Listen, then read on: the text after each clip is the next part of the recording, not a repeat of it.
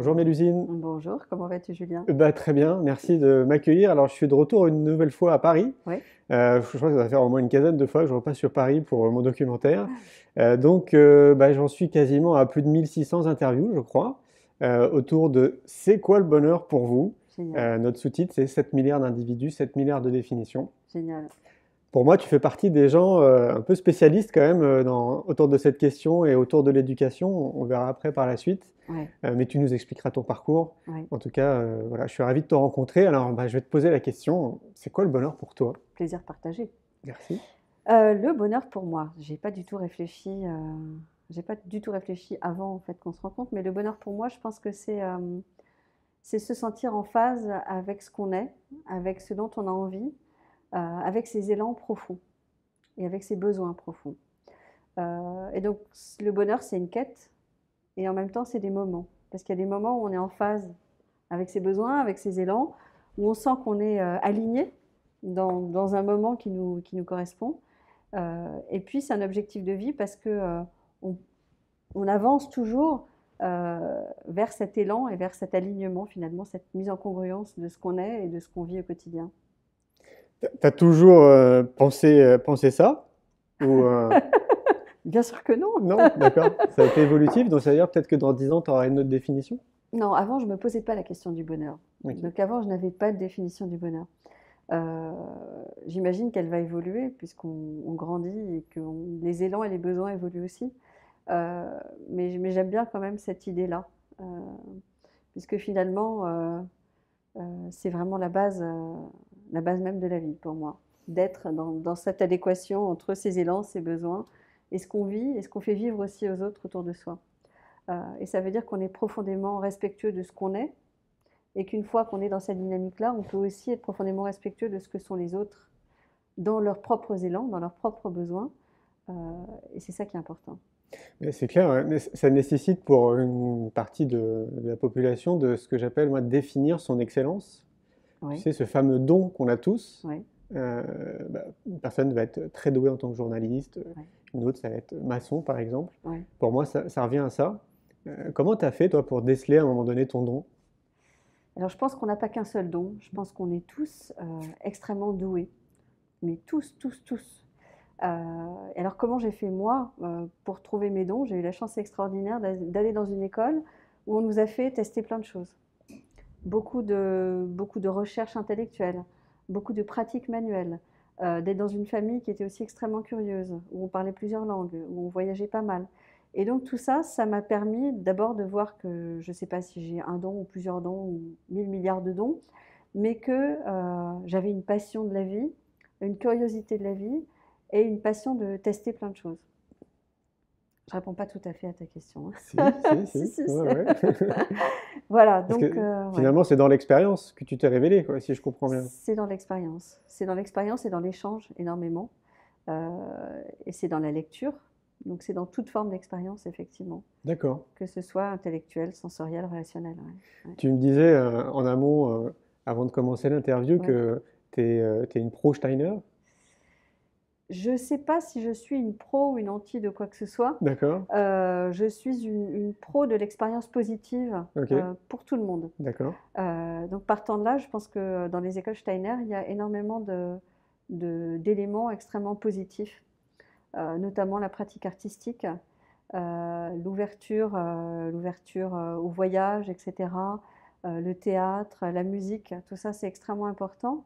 Ce qui manque pour moi aujourd'hui chez Steiner, en tout cas de mon expérience et ce que je peux en voir en tant que défenseuse de Steiner, c'est la participation des jeunes, c'est l'écoute des enfants et des jeunes, et notamment cette personnalisation, à mon avis, qui est nécessaire aujourd'hui dans le regard sur le jeune. Donc, cette évolution finalement de la posture de l'adulte vis-à-vis de l'enfant et vis-à-vis des autres adultes, pour pouvoir accompagner l'enfant dans ce qu'il est et pas dans ce qu'on pense qu'il devrait être. Ouais, complètement. Mais est-ce que tu ne penses pas que justement le fait que tu aies intégré ce cursus ait favorisé ton développement personnel? Ça l'a absolument, totalement favorisé. Ça a semé des petites graines magnifiques et ça m'a permis justement de prendre conscience que l'étape suivante de ce développement, c'est d'ouvrir ses yeux vers encore plus de créativité et vers une posture relationnelle qui soit encore plus ouverte. À quel niveau? Et ben, au niveau, par exemple, de dire à l'enfant, euh, au lieu de dire à l'enfant, je vais te dire ce que tu dois faire, comment tu dois le faire et ce que tu fais chez toi. Par exemple, tu joues aux jeux vidéo, c'est pas bien, jugement. Dire à l'enfant, mais tiens, avec quoi rêves-tu aujourd'hui de chez toi? Tiens, tu regardes des mangas, mais qu'est-ce qu'il y a de si intéressant dans tes mangas? Cette ouverture qui va faire que derrière, petit à petit, on va pouvoir construire une relation d'interconnexion et de nourriture mutuelle et pas descendante. D'accord. Voilà, donc dans les écoles Steiner, on est encore très descendant parfois, et ça, je pense que ça peut évoluer. Et dans l'éducation nationale, on a des profs qui ne sont pas du tout descendants. Je pense à la prof de français de ma fille, qui justement est dans cette ouverture à l'intérêt et aux élans des jeunes et qui arrive à en faire quelque chose de magnifique. Tu disais aussi dans ta présentation du bonheur que c'était aussi une quête. Oui. T'entends quoi par quête? J'entends par quête le fait que je pense que toute notre vie, on apprend à se connaître et que toute la vie, on apprend à faire l'expérience du changement, de cette vacuité fabuleuse inhérente à notre nature humaine.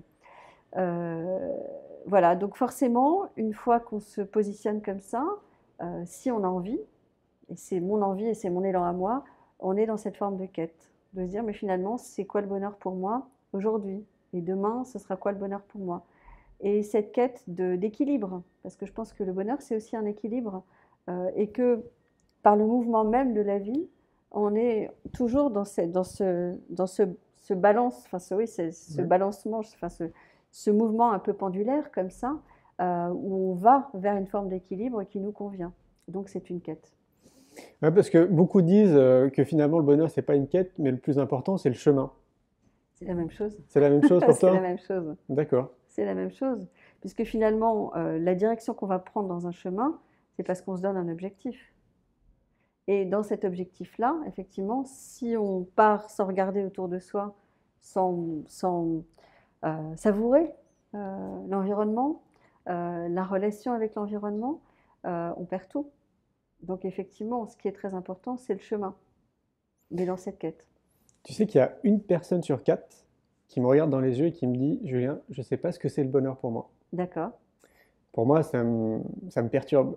Pourquoi? Bah, je me dis, c'est beaucoup, une personne sur quatre qui est incapable de définir le bonheur pour elle-même.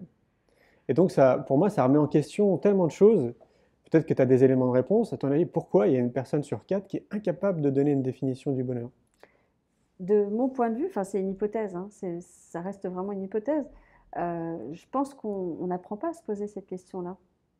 Et je pense que dans des chemins de vie assez classiques, finalement, on va à l'école, on pratique des activités diverses et variées, après on fait ses études, après on bosse, après on a des enfants, et en fait, on peut très bien passer à côté de cette question-là. Et si on ne se pose pas cette question-là à un moment, on ne peut pas avoir sa propre définition du bonheur. Et donc, mon interprétation de ça, c'est qu'en fait, à un moment, il faut avoir un élan, une envie, et se dire, mais tiens, mais là, il ne manque pas un truc. Moi, je me suis pas toute. Enfin, à quel moment je me suis posé la question du bonheur? C'est assez tardif finalement. Enfin, je devais avoir 35 ans. Avant, je ne me posais pas cette question-là. Je me disais, je suis heureuse. Voilà, c'est génial. Alors, si j'avais. Bon, j'ai toujours eu des objectifs de vie, enfin, des choses que je voulais faire dans ma vie pour avoir le sentiment que ma vie était accomplie. Mais ça ne veut pas dire être heureux. Ah non, c'est clair, hein. Est-ce que tu crois pas que derrière tout ça, il y a une volonté de conditionnement dans notre société bah, dès l'école, quoi, en gros, de nous formater à une vision de la vie, peut-être même de manière plus large, à vraiment nous conditionner pour être de bons consommateurs, et donc du coup de nous priver bah, cette liberté de prendre du recul et de penser un petit peu à soi. Non, je pense pas qu'il y a un, je pense pas qu'il y a un complot derrière tout ça. Je pense pas qu'il y a une volonté ou une intentionnalité. Et s'il y en avait une, on peut se poser effectivement la question, s'il y en avait une, je trouverais ça vraiment stupide parce qu'en fait, c'est pas pertinent pour le développement de l'humanité. Euh, donc je veux penser qu'il n'y a pas effectivement un grand complot derrière tout ça. Mon interprétation, c'est plutôt qu'on s'inscrit dans une histoire et que dans cette histoire, la culture de la relation à l'humanité était très différente au moment de la création des écoles telles qu'on les connaît. Et effectivement, la finalité de l'école, c'était pas de l'épanouissement des individus, c'était l'épanouissement d'une société conditionnée par un épanouissement industriel. Et donc, on a formé des individus dans une logique industrielle avec des méthodes industrielles. Aujourd'hui, avec les nouvelles technologies, avec cet avènement extraordinaire, on découvre qu'on peut faire les choses totalement différemment et que ce qu'on pouvait imaginer comme un luxe autrefois, en fait, peut devenir même un impératif. Et cet impératif, enfin, impératif c'est un peu trop fort, mais en tout cas, oui, cette idée que l'épanouissement individuel, en fait, fait partie des évolutions souhaitables et logiques de l'humanité, compte tenu des évolutions technologiques et sociétales actuelles, et environnementales aussi. Mais tu trouves pas qu'on a du retard pour le coup en France? Si on prend l'exemple de la Finlande, la Norvège, de la Suède, de l'Islande. Je pense que là aussi, chacun prend sa route et chacun prend son chemin et chacun est dans sa quête. La culture française a énormément de freins, ça j'en suis convaincue. Elle a aussi énormément de force et on voit de belles choses se développer. Alors c'est vrai qu'il y a des nœuds, il y a des habitudes relationnelles, des habitudes comportementales dans certains métiers qui font que les choses ne vont pas très vite. C'est moins qu'on puisse dire. Je crois que c'est bien dit comme ça. Maintenant, on voit aussi que les choses évoluent. Là, par exemple, enfin, moi, je suis vraiment très heureuse de voir à quel point il y a de plus en plus de gens qui viennent me voir pour travailler sur le bonheur au travail, pour travailler sur le bonheur à l'école, pour travailler sur le bien-être. Et ça, c'est quand même très nouveau. Bah, complètement. D'ailleurs, c'est une bonne transition. Est-ce que Oui. tu peux nous faire une petite synthèse de tout ce que tu vis autour du bonheur au travail et du bonheur à l'école? Qu'est-ce qui en ressort de tout ça? Qu'est-ce qui leur sort de tout ça? Il ressort d'abord le fait qu'il y a de plus en plus d'individus de tous les milieux, de tous horizons, qui ont envie de se mobiliser pour travailler sur leur bien-être, sur le bonheur, sur leur bonheur et sur le bonheur de leur environnement, que ce soit leurs enfants, que ce soit les gens avec qui ils travaillent, que ce soit leurs administrés pour des hommes politiques. Donc ça, je trouve que c'est déjà fantastique. On n'est pas juste dans la volonté d'affichage, on est vraiment dans un début de quête, dans un début de chemin. Ça, je trouve ça extrêmement intéressant.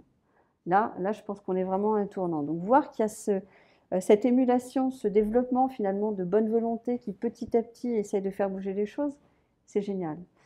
Donc je vois ça c'est une première constatation par rapport à mon travail. La deuxième, c'est que malgré tout, ces gens de bonne volonté sont encore très très éparpillés, souvent sont très solitaires. Bon, je le voyais déjà il y a 20 ans quand je travaillais autour de l'éducation aux médias. Et donc ce qui est très important, c'est d'arriver à unir les forces au maximum. Et la difficulté, quand on cherche à unir les forces, c'est d'arriver à respecter les chemins de chacun et les envies et les modes de fonctionnement de chacun. Alors, là où je suis assez optimiste, c'est que je pense qu'on arrive à un moment où on a tous, sans doute peut-être encore plus dans nos générations, les uns et les autres, cette capacité d'ouverture et ce travail personnel qui fait qu'on arrive à s'inscrire dans cette bienveillance-là et dans cette volonté-là de manière affichée. Donc ça, c'est assez génial. C'est encourageant, ouais. Ouais, ouais. Enfin, alors, il y a encore beaucoup de routes, hein, on est au début, mais je le vois et je le vis, même moi, de l'intérieur. Parce que étant aussi un être humain de base, il m'arrive parfois d'avoir des beaux gros défauts et j'en ai maintenant une belle conscience et donc ça me permet aussi d'avancer dans le bon sens, je crois. Et le bonheur à l'école, ça donne quoi? Et le bonheur à l'école, ça donne beaucoup de gens qui font des choses extraordinaires sans se rendre compte qu'ils génèrent beaucoup de bonheur. Et puis ça donne beaucoup de freins intérieurs aux institutions qui s'auto-phagocytent. Donc là, on est vraiment sur les anciens modèles. Et on voit ça aussi au travail. Hein, donc, mais on voit aussi qu'il y a de plus en plus de gens qui se saisissent du sujet et qui essayent, là encore une fois, de faire évoluer les pratiques. Est-ce que tu crois qu'on peut se permettre de faire une espèce de balance? Est-ce qu'il y a plus de gens qui sont dans cette dynamique positive de faire bouger les choses ou il y a plus de freins liés à notre culture française? Ouais, alors je ne peux pas te dire, là ça sera qu'un Ouais. sentiment, Ok, parce que je n'ai pas d'évaluation statistique sur ces questions-là. d'accord. Je pense que beaucoup de gens font avancer les choses dans le bon sens sans le savoir, Mhm, de manière implicite. mhm, Je pense qu'il y a une poignée de plus en plus nombreuse de gens qui fait avancer les choses de manière explicite, mhm, comme nous, mhm, comme toi, comme moi, mhm, comme la Fabrique Spinoza, mhm, mhm. comme nos partenaires. Euh, Et je pense que les gens qui sont dans le frein, finalement, sont peut-être moins nombreux, mais aujourd'hui, ils ont plus de pouvoir. Voilà, Ok. c'est peut-être comme ça que... Et je pense que dans les freins, il y a aussi beaucoup de gens qui sont dans une sorte d'impuissance apprise, de résignation, et que finalement, ces gens-là, au fond d'eux, ils auraient envie que ça change. Très clairement, ouais. Voilà. C'est une bonne transition, une fois de plus. J'ai le sentiment qu'il y a une population qui est en quête de sens. Ouais, D'ailleurs, il y a un film qui est très sympa autour de ça, que j'ai pas encore vu, mais il paraît que c'est très sympa. ouais, Et voilà, ce sentiment d'une population qui, bah oui, le terme est très juste, ouais, qui essaie de trouver un sens à leur vie, ouais, à leur activité ouais, professionnelle. ouais. Donc j'imagine que tu le vois aussi de ton côté, hein. Oui, absolument. C'est cette quête de sens, je pense. En fait, souvent, ce qu'on constate, en tout cas dans notre génération, c'est on est rentré dans un mode de fonctionnement où on a écouté ce que disaient nos parents, ce qu'on nous a dit à l'école, on est rentré dans une voie et à un moment, il y a eu une prise de conscience. Une prise de conscience ou un choc ou une maladie. Et donc, cette quête de sens, on voit bien aujourd'hui qu'il y a énormément de gens qui l'ont et qui passent par des chocs. Les burn-out, les maladies professionnelles, etc., qui à un moment se débattent avec cette société qui convient plus, qui leur convient plus, et qui ne savent pas comment faire. Voilà, donc ça, on voit ces gens de plus en plus nombreux, effectivement, ou qui sont en souffrance, ou qui ne sont pas en souffrance. Mais c'est souvent quand il y a un problème, en tout cas moi ce que je constate, c'est que c'est souvent quand il y a un problème que tout d'un coup on va vraiment chercher une solution. Alors, ce qui serait génial, hein, ce que j'appelle de mes voeux, en tout cas, c'est ce que j'essaye de faire avec l'éducation. Au lieu d'aller vers cette quête de sens quand il y a un problème, c'est d'y aller avant qu'il y ait un problème. Prévenir plutôt que guérir. Prévenir plutôt que guérir, et puis le faire de manière joyeuse, dynamique et bienveillante vis-à-vis de soi et vis-à-vis de l'extérieur. Ouais. Ah, on est bien d'accord, ouais. Ouais. C'est une fois de plus une merveilleuse transition, l'éducation. Comme tu le sais, pour moi, c'est tout part de là. Oui, Si on veut justement une oui, planète qui tourne plus dans le bon sens, oui, tout part de l'éducation. oui, Donc j'imagine que tu es convaincu oui, aussi. oui. Bah, c'est quoi ton point de vue par rapport à tout ça? Mon point de vue par rapport à tout ça, c'est qu'effectivement, tout part de l'éducation. Tout part de l'éducation en famille et dans les différentes institutions que les enfants fréquentent. Euh, mais vraiment toutes les différentes institutions. Et en fait, l'éducation, c'est quoi? C'est pas seulement aller à l'école, c'est les expériences de vie. Voilà. Donc, je pense que ce qui serait important, c'est qu'aujourd'hui, on prenne conscience de ça et qu'on se dise, l'éducation, c'est toutes les expériences de vie, toutes les pratiques qu'on peut développer dans sa vie. Et ça, c'est une super transition. Je reviendrai à l'éducation vraiment initiale, mais pour la formation continue, pour la formation professionnelle, c'est cette même idée, c'est-à-dire élargir la validation des acquis d'expérience, élargir le fait que quand une maman ou un papa arrête de travailler pour s'occuper des enfants, il développe des compétences et que ça puisse rentrer dans le cadre de la validation des compétences, par exemple. Quand quelqu'un développe une activité associative, qui développe des superbes projets, pareil que ça rentre dans la validation des acquis d'expérience et que donc ce soit reconnu et qu'à ce titre-là, ça permette aux gens de progresser. De la même manière, dans l'éducation des enfants, je pense qu'il faut ouvrir les champs.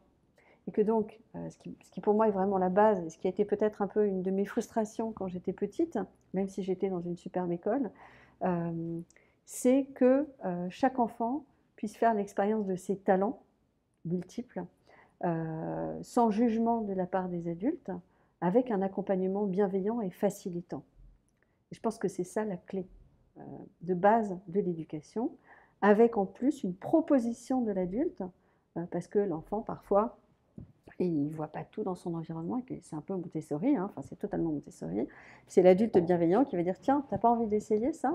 Ça ne botte pas? Ah bah si, peut-être, ah bah non, ou ah bah non, mais là je suis occupée. Ah bah oui, pardon, t'es occupée, continue à faire ce que tu fais. Voilà. Mm. Donc l'éducation, c'est ça. Mm. Et c'est possible. Et ça se fait au quotidien dans énormément de familles qui ne s'en rendent pas forcément compte.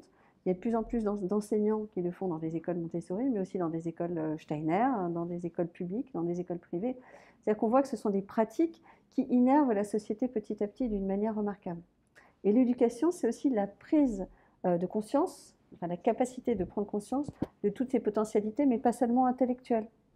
Donc c'est aussi ces potentialités émotionnelles, spirituelles, quête de sens, sensorielles. C'est-à-dire c'est l'ensemble de nos potentiels. Et ça, je pense que c'est vraiment très important parce que notre éducation industrielle Quand elle passe en mode post-industriel, je pense que c'est bien aussi qu'elle s'ouvre à l'ensemble de ce qui nous constitue. Ouais, complètement, ouais. Oui, Ce qui est intéressant à souligner, c'est que c'est une réalité pour les gens qui nous écoutent, qui se disent pas, bah tiens, ça serait un schéma idéal. oui, C'est déjà une réalité depuis de nombreuses années dans de nombreuses écoles. Et oui, comme tu le disais, il y a oui, déjà beaucoup d'enseignants aussi qui mettent ça en pratique. oui, Et voilà, qu'on se dise pas, bah tiens, ça serait génial dans un futur proche. Non, ça existe déjà. absolument. Et il faut aller dans cette direction. Absolument. Ouais. Ça, je pense que c'est vraiment fondamental. Et il y a beaucoup de profs aussi qui font ça de manière quasiment intuitive. Mm. Et ça, c'est aussi très important.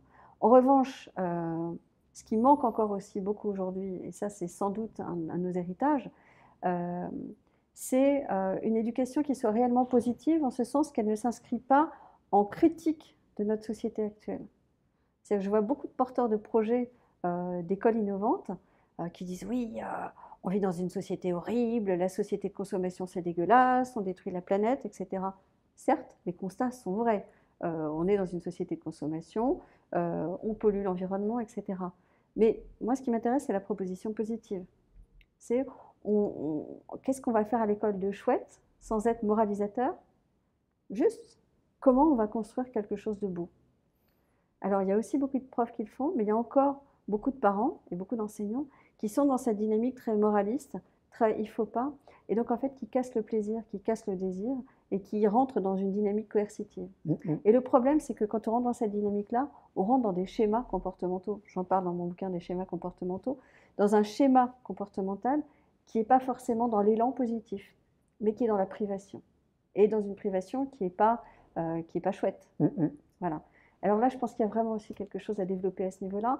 Et ça, ce qui est dommage aujourd'hui, c'est qu'on n'en a pas encore suffisamment conscience. Mm. C'est pas suffisamment explicite. Voilà. Et ça, je pense que là, si on arrive à faire bouger ça, ça veut dire aussi faire bouger le management dans les établissements scolaires, etc., pour qu'il y ait une vraie cohérence. Alors là, on va changer la donne. Et alors, on va ouvrir aussi les élèves aux pratiques coopératives, Mm. aux pratiques altruistes, pas de manière segmentée, parce que tout est trop segmenté aujourd'hui, mais de manière quasiment intuitive. Oui, c'est ça, ouais. Le schéma idéal, ça serait d'avoir une école pour les enfants, pour les enseignants et pour les parents, finalement, à l'heure Oui, d'aujourd'hui, quoi. oui, Ça serait le top, quoi. oui, oui. Ouais. Mais sans moralisation. Bah non, évidemment, ouais. Voilà. Je Évidemment. pense que vraiment, oui, c'est ça, Mm. c'est exactement ça. C'est toujours être dans cette notion d'accompagnement et de créer un environnement, Oui, que ce soit pour les parents, les enseignants et les oui, enfants, oui, et d'être dans cette bienveillance, comme tu dis, voilà. qu'on a de manière innée et acquis dès notre naissance, quoi. Oui, En gros, ouais. absolument, Mm, mm, absolument. Et puis de manière innée et acquise, on a aussi nos freins intérieurs à nous, hein, mm. qui sont, quand on a une idée, on pense qu'on détient la vérité, et on oublie juste que parfois cette vérité peut être bonne pour nous et pas pour les gens en face. Évidemment. Et donc c'est aussi respecter le chemin de chacun. Et donc quand on s'inscrit dans la formation notamment des adultes, comme souvent on a peu de temps, c'est jamais évident non plus. Donc arriver effectivement à rentrer dans cette dynamique-là par rapport aux enseignants et par rapport aux parents, ça serait absolument fantastique. Mais c'est clair, tu disais que tu avais écrit un livre. Oui. C'est quoi ce livre? Alors c'est un, bah tiens, je voulais le montrer à la caméra. Wouhou! Alors, je sais pas si ça va le faire comme ça. Ça le fait ou Ouais, ça pas? le fait pas mal, ouais. Ouais.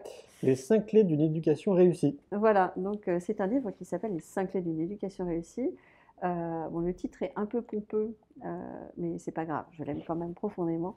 Donc c'est un livre dédié aux parents, mais en fait aussi aux enseignants, aux éducateurs. C'est un guide qui fait le point d'un côté sur l'éducation positive, la pédagogie positive, qu'est-ce que ça veut dire, quels sont tous ces courants finalement dont on entend parler, Montessori, Freinet, Steiner, l'école nouvelle, et qu'est-ce que ça veut dire concrètement pour nous en tant que praticiens de l'éducation, quelles sont les bonnes pratiques qu'on peut puiser dans tous ces courants-là. Pareil pour les courants de psychologie positive, de communication non violente, l'école des parents, enfin donc tous ces courants, toutes ces écoles quelque part de formation et d'éducation qu'on voit de manière un peu segmentée un peu partout aujourd'hui et qui finalement se retrouvent.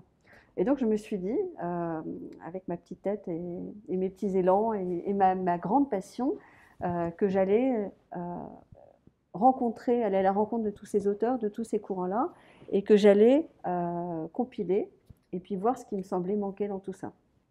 Donc, je commence par présenter les grands courants, par ressortir les éléments qui me paraissent importants, Voilà, donc les règles de communication non violente, le décalogue de l'éducateur, de Montessori, enfin voilà, des éléments comme ça, saillants, pertinents, intéressants pour notre posture d'adulte. Et puis ensuite, je me dis, tiens, c'est marrant, il manque la connaissance de soi en tant que parent. Alors, il y a un chapitre sur apprendre à se connaître en tant que parent. Qu'est-ce que ça veut dire? Alors, évidemment, c'est très bienveillant. Évidemment, j'apporte pas des réponses, j'apporte des outils. Donc, dans les outils, il y a notamment les schémas comportementaux, des thérapies comportementales et cognitives. Mais ce que j'ai remarqué, c'est que dans les schémas actuels, bah, on parle de schémas négatifs, on ne parle pas de schémas positifs. Donc, j'ai fait les schémas positifs. Donc, il y a les schémas négatifs, mais il y a aussi les schémas positifs. Ensuite, il y a un travail sur ses valeurs, sur ses objectifs en tant que parent. Qu'est-ce qu'on a envie de transmettre à ses enfants? Voilà, donc je ne vais pas rentrer dans tout le détail du bouquin parce que là, on en aurait pour des heures, mais l'idée générale, c'est ça. C'est vraiment d'apprendre à se connaître pour savoir comment on a envie d'éduquer ses enfants. Et puis, qu'est-ce que le bonheur? Qu'est-ce que le bien-être? C'est quoi éduquer un enfant dans le bonheur? Est-ce qu'on peut éduquer un enfant dans le bonheur si soi-même, on n'est pas déjà clair avec ce qu'on veut? Évidemment. On est sur une quête, encore une fois, et sur un chemin, donc ça prend du temps, mais si déjà on ne prend pas conscience de ça, c'est compliqué d'aller dans cette dynamique-là. Je crois que ça va même plus loin. À l'heure d'aujourd'hui, 2017, Oui. je pense que c'est responsable de réfléchir avant de faire un enfant Je suis d'accord. et de se poser les bonnes questions, quoi. Oui. Et de ne pas être dans l'idéal de se laisser porter par cette condition sociétale parce que c'est normal d'avoir des enfants, c'est normal de se marier, etc. Mais voilà, de le faire vraiment en conscience et de se poser la question, pourquoi je fais un enfant? Absolument. Absolument. Et enfin bon, à titre personnel, je n'ai pas voulu faire des enfants jeunes. Je ne me suis pas dit que je ferais des enfants vieilles, mais j'ai voulu être prête. Et donc j'ai choisi le moment, et l'homme évidemment, avec qui je pensais que c'était le bon moment et voilà, le bon timing pour faire des enfants. Oui, parce qu'il y a une responsabilité derrière qui Énorme. est colossale. Colossal. Il faut quand même aussi comprendre et admettre qu'on met une partie de sa vie un peu de côté pour s'occuper du mieux qu'on peut et pleinement avec tout l'amour qu'on a pour notre enfant ou les enfants qu'on a. Donc ça, il faut quand même aussi l'accepter. Bon, il y a toute une flopée de choses auxquelles il faut réfléchir, à savoir si on est vraiment prêt, quoi. Mettre sa vie de côté, je ne suis pas sûre qu'on mette sa vie de côté, mais en fait, sa vie change forcément. Bah oui. Ouais, mais en fait, c'est une nouvelle vie. Voilà. C'est plus que la vie de côté. Pour moi, c'est totalement sa vie en fait même. Non, c'est juste magnifique. C'est intéressant, ok. Oui. Alors là, pour le coup, moi, je le vois vraiment d'une manière très positive. C'est-à-dire que avoir des enfants, on a la chance extraordinaire dans notre société. On croise les doigts et on se battra pour de pouvoir désirer ses enfants, de pouvoir choisir le moment où on peut avoir ses enfants, faire ses enfants. Avoir, j'aime pas non plus d'ailleurs, mais donc pour moi, la question avant de faire des enfants, c'était plutôt est-ce que ce monde mérite que j'ai des enfants dans ce monde-là et est-ce que ces enfants pourraient être heureux dans ce monde-là? Donc ça a beaucoup tourné dans ma tête. Et puis finalement, on s'est dit avec mon cher et tendre, allez, on y va et ce sera ce que ce sera et ce sera magnifique. Et cette vie avec les enfants, c'est comme une renaissance quelque part. On est toujours soi-même, c'est un peu comme les différentes étapes de vie. Quand on passe de l'enfance à l'adolescence, c'est ce que disait encore une fois Montessori aussi, cette idée de renaissance. Quand on a un enfant, c'est pas sa vie qu'on met à côté, c'est justement, c'est une nouvelle expérience de vie qui est tellement enrichissante, qui est juste phénoménale, qui ajoute des nouveaux doutes, qui ajoute des nouveaux questionnements et qui fait grandir d'une manière tellement colossale.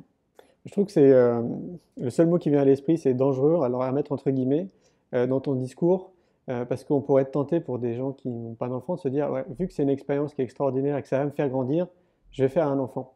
Non, je ne suis pas en train d'essayer de vendre à qui que ce soit le fait de faire des enfants. Hein. Non, là je parle de ma propre expérience.